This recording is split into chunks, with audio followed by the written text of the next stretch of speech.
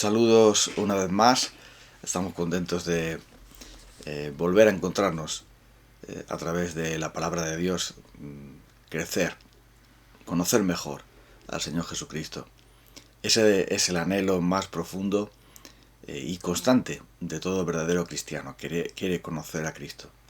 Y es la clave también para que podamos tener vida eterna para aquellos amigos nuestros que también sintonizan este canal. El Señor Jesucristo lo dijo. Y esta es la vida eterna, que te conozcan a ti, al único Dios verdadero, y a Jesucristo, a tu Hijo, a quien has enviado.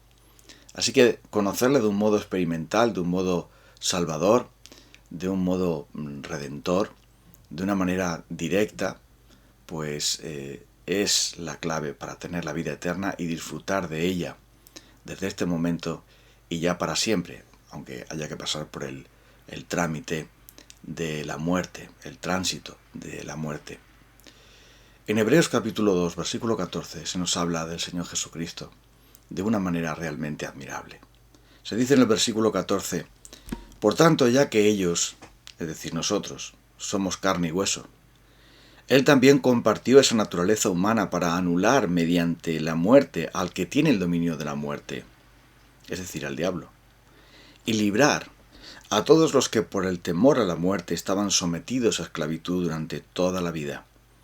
Pues ciertamente no vino en auxilio de los ángeles, sino vino a los descendientes de Abraham.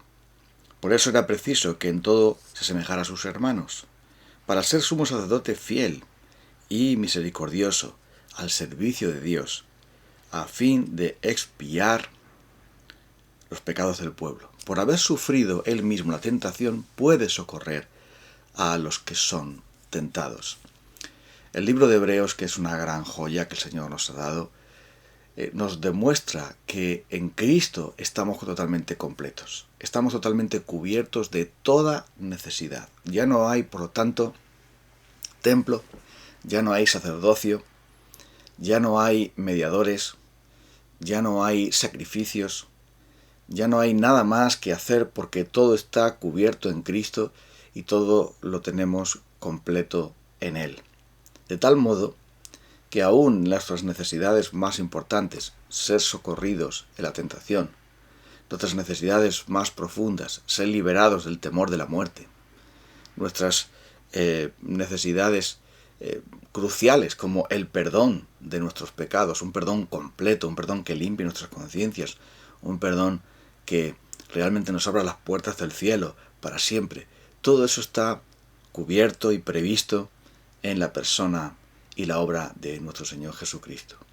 Aquel que es glorioso, que es la imagen del Dios invisible, el primogénito de toda creación, por medio del cual se hicieron todas las cosas, el Verbo de Dios, que está sentado en el trono junto al Padre, aquel que dice la palabra de Dios, que es la imagen misma de su sustancia, quien sustenta todas las cosas con la palabra de su poder. Él vino a este mundo y se hizo semejante a nosotros, para poder ser compasivo y fiel, sumo sacerdote misericordioso, santo, dispuesto entonces para liberarnos del pecado y sus consecuencias, y para darnos su ayuda y gracia oportuna en todos los días de nuestra vida. Es entonces Cristo Jesús aquel que nos libera del poder de Satanás, aquel que nos libera del temor y aquel que es como nosotros y puede entonces ser compasivo y fiel y siempre dispuesto para socorrernos. Nuestro Señor Jesucristo se encargó de cubrir todas y cada una de nuestras necesidades. Se encargó de cubrir todas y cada uno de nuestros más profundos anhelos. Se acabó la soledad, porque Él está con nosotros siempre, todos los días, hasta el fin del mundo. Nunca nos deja, nunca nos desampara. Él está entonces morando en nosotros. Él ha venido a ser nuestro, nosotros somos de Él. Es más, Él vive en nosotros. Ya no vivo yo, sino que vive Cristo en mí, diría el apóstol Pablo. Entonces ya no tenemos soledad. Tampoco tenemos ya ese pánico y ese terror a la muerte. La muerte es un tránsito, es una amenaza de juicio, del juicio final, de la condenación, pero una vez que Cristo Jesús murió y resucitó, ha vencido la muerte, ha acabado con el aguijón de la muerte, y por lo tanto ya no queda ningún juicio, ninguna condenación para nosotros, porque Cristo la padeció por nosotros en aquella cruz. Él vino para anular mediante su muerte el que tenía el poder de la muerte, y eso ya está hecho también. Pero además es ese Salvador que fue tentado en todo como nosotros. Y la palabra de Dios nos muestra las tentaciones terribles que Jesús superó con el poder del Espíritu de Dios. Y lo hizo para ser semejante en todo como nosotros, es decir, para comprendernos, ser compasivo, ser comprensivo. Y nosotros pudiésemos acudir a Él con esa plena confianza y también para obtener el socorro, el SOS que enviamos, que nos recuerda esa llamada a urgencias que es imprescindible hacer para que inmediatamente los servicios sanitarios o de socorro puedan venir. Así dice que es poderoso para socorrer a los que son tentados porque ha sufrido Él mismo esa tentación.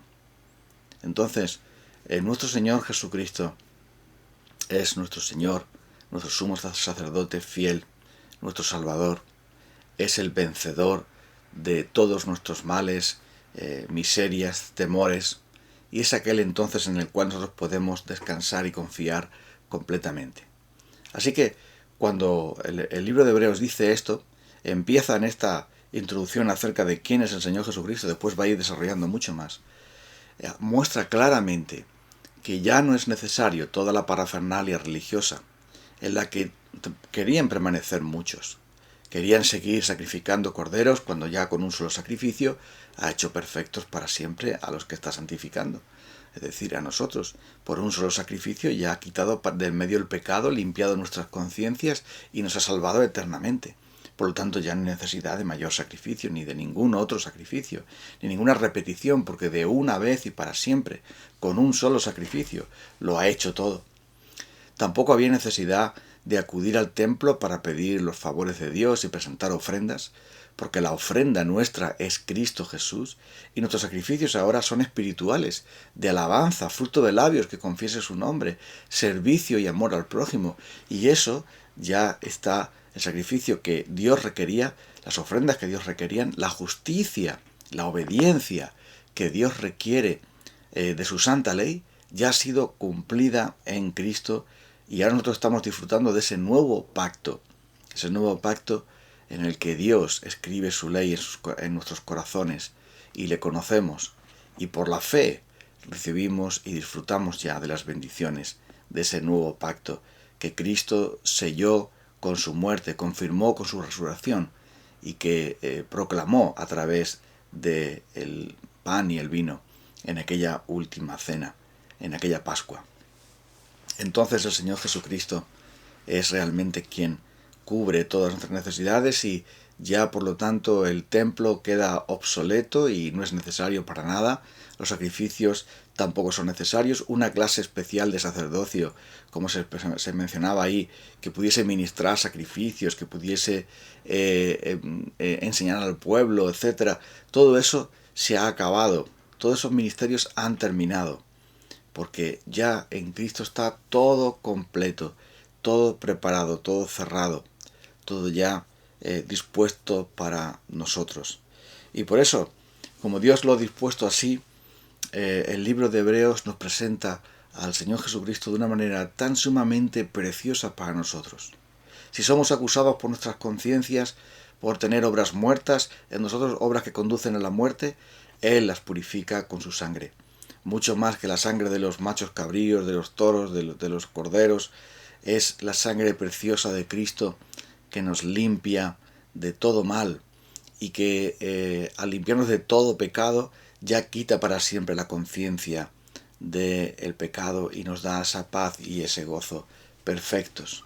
En Cristo entonces tenemos hecha la paz con Dios y por lo tanto al estar completos en Él ya simplemente nos queda ¿qué? Pues nos queda confiar, nos queda vivir por la fe, como hicieron siempre Todos los hombres del Antiguo Testamento, del Antiguo Pacto, siempre confiaron en Dios porque es por medio de la fe. Sin la fe es imposible agradar a Dios. Sin la fe no podríamos entonces entrar en su reino. Y es por la fe que siempre el Señor ha dado su gracia, porque precisamente de eso se trata, de que es por gracia y que la herramienta, el instrumento por el cual nos apropiamos de esa gracia de Dios es la fe.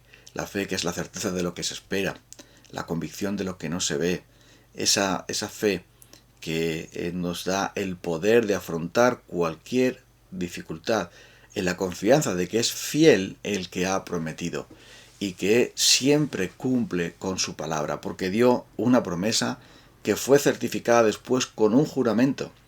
Y entonces, bajo esa doble seguridad, tenemos nosotros una absoluta confianza y una gran fortaleza y ánimo para afrontar todas las dificultades de esta vida, todas nuestras luchas, porque sabemos que en quién hemos creído y sabemos que es poderoso para guardarnos para ese día y es poderoso y fiel para cumplir siempre con su palabra.